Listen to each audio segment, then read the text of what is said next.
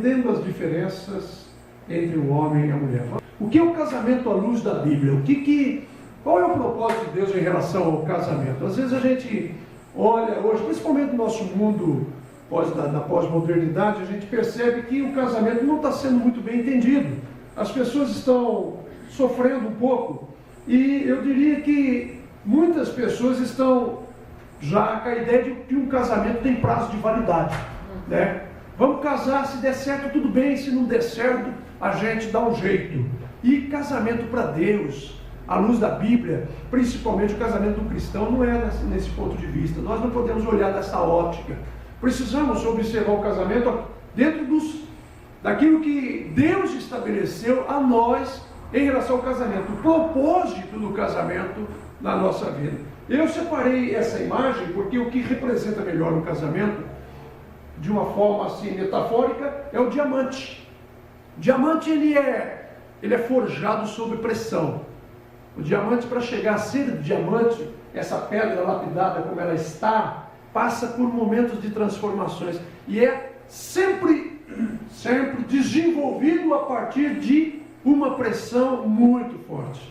No casamento, no relacionamento conjugal, também, gente, nós não podemos abrir mão do pensamento, pensar que o casamento é um caminho a ser trilhado, palmilhado, com muitas pétalas de rosa, aquela ideia, como se pode dizer assim, aquela ideia romântica, né? De ter um casamento, um conto de fadas. Isso, na verdade, não acontece.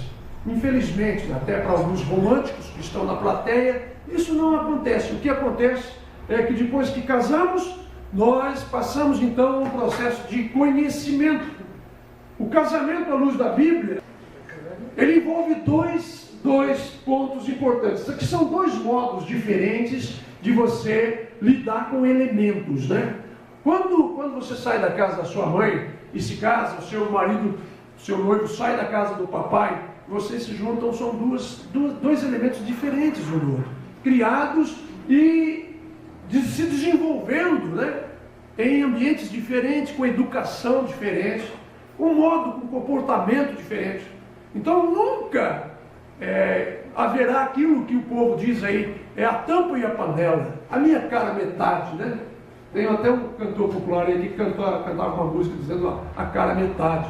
Coitado, está no 8º casamento dele já, frustrado. Infelizmente não conseguiu achar a cara metade dele, porque simplesmente cara metade não existe. Esqueça esse negócio de cara metade. Cara metade não existe. O que existe são duas pessoas extremamente diferentes.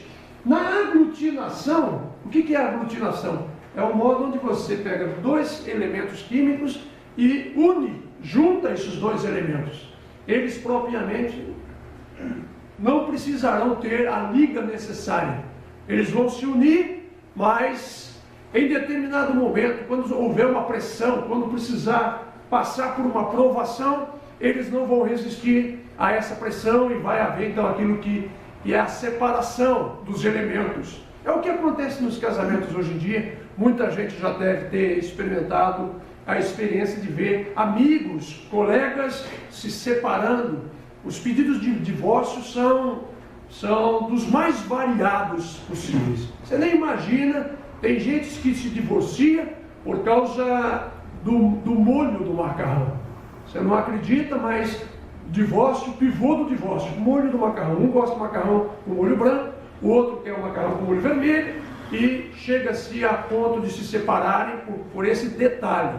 Então, a aglutinação é isso. Mas dentro da visão cristã bíblica, o casamento ele é muito parecido com a fusão. A fusão envolve os elementos, mas não só envolve, ela funde, mistura os elementos. Quando você casa, você já não é mais um. Vocês passam a viver em uma só visão, mas vocês são duas pessoas que precisam se conhecerem, saber como um funciona, como o outro funciona. Porque se você não souber como o seu parceiro, a sua parceira funciona no casamento, você tem uma tendência a fracassar muito grande. E a fusão provoca o comprometimento. E no casamento, tanto um quanto o outro, tem que vestir a camisa, tem que entender que aquele voto que você faz, quando o pastor ministra a bênção sobre a sua vida no casamento, na angústia, na tristeza, na alegria, na dor, na doença, aquilo tem que valer, tá certo? Então, nós vamos passar aqui mais uma imagem. O conhecimento traz a metáfora de uma estrada sinuosa. Numa estrada sinuosa como essa aqui de São Luís do Paraitinga, nós precisamos ter o quê?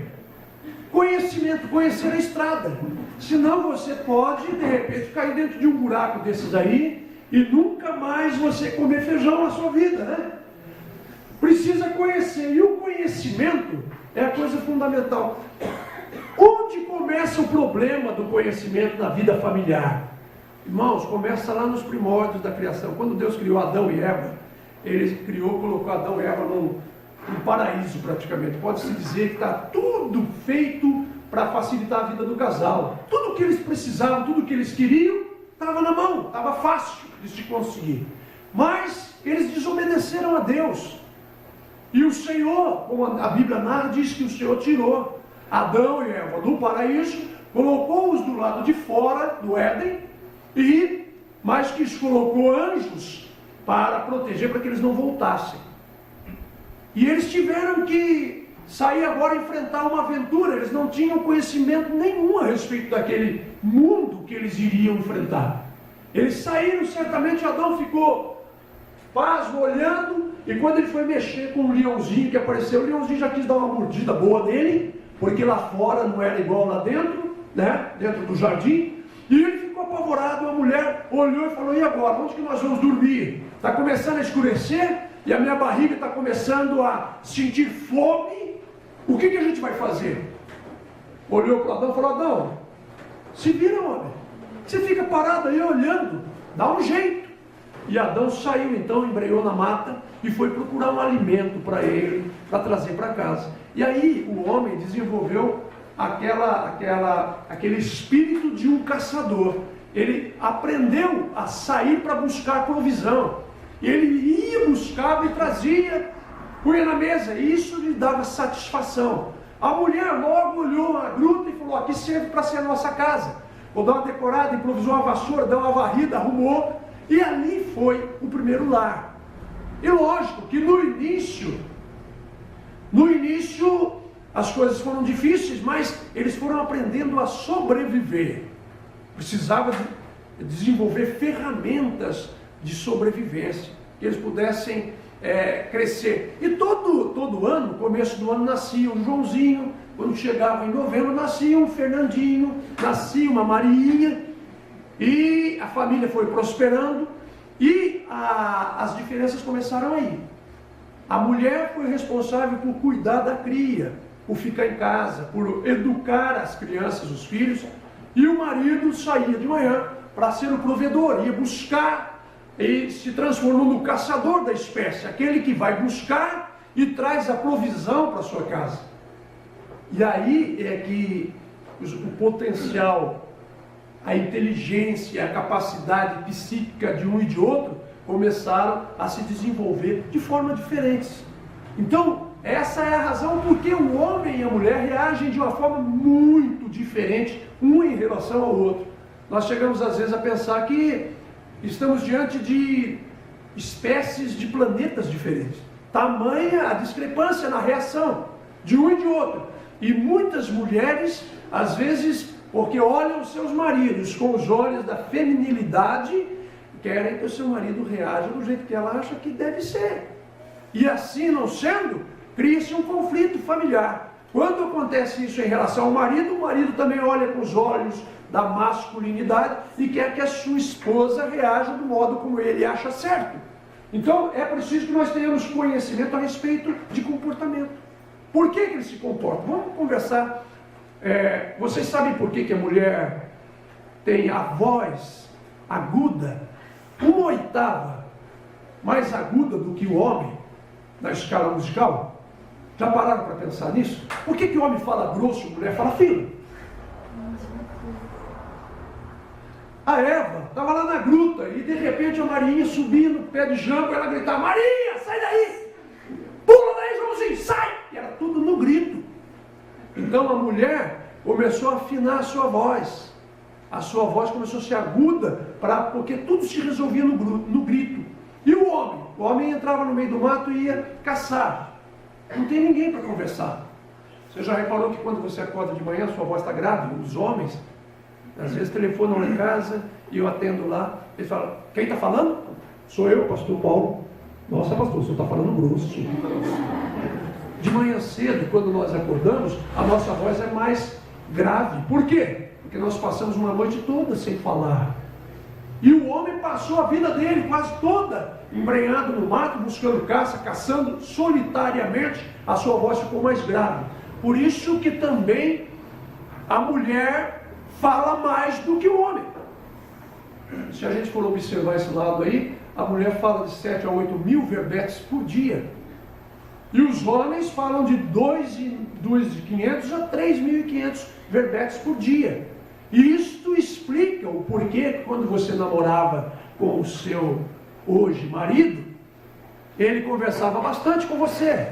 E depois que vocês se casaram, passados 6 meses depois, você vai procurar o pastor e fala, pastor, casei com o homem errado.